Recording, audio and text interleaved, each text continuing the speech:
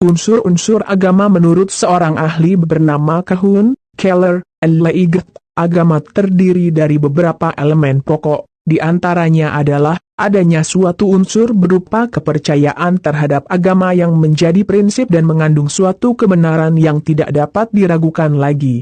Adanya simbol dari sebuah agama yang menjadi identitas dannya praktik dalam keagamaan yang menjadi suatu bentuk konkret adanya hubungan antara manusia dengan Tuhannya dan hubungan antar umat beragama.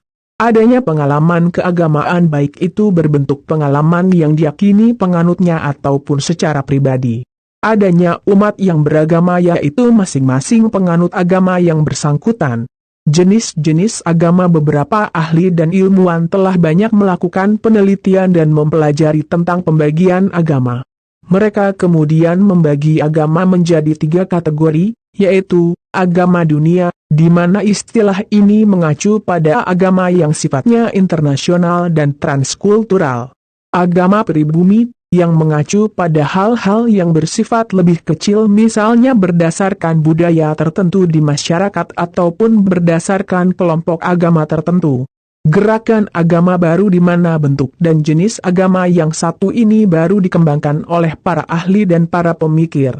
Cara beragama berdasarkan cara beragama, dapat diketahui beberapa hal di bawah ini. 1.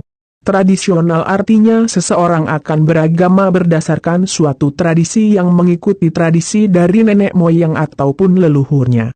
Pemeluk agama jenis ini biasanya akan lebih kuat dalam beragama dan sulit menerima hal-hal baru. 2. Formal artinya seseorang beragama dengan dasar formalitas yang berlaku dalam lingkungannya. Cara ini biasanya akan mengikuti cara beragama dari orang-orang yang mempunyai kedudukan tinggi dan berpengaruh di masyarakat. Sebagian orang yang menganut cara beragama ini biasanya mempunyai minat untuk dapat meningkatkan ilmu dan amalan keagamannya berdasarkan hal yang mudah dan nampak. 3.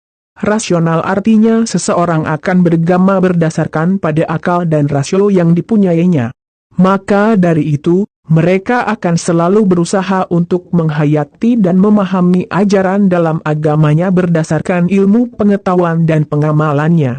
Orang-orang yang menganut cara beragama ini dapat berasal dari penganut cara beragama tradisional, formal, atau bahkan ateis atau orang yang tidak beragama sekalipun. 4. Metode pendahulu artinya seseorang akan beragama dengan cara menggunakan akal dan perasaan yang berada dikendalikan oleh wahyu.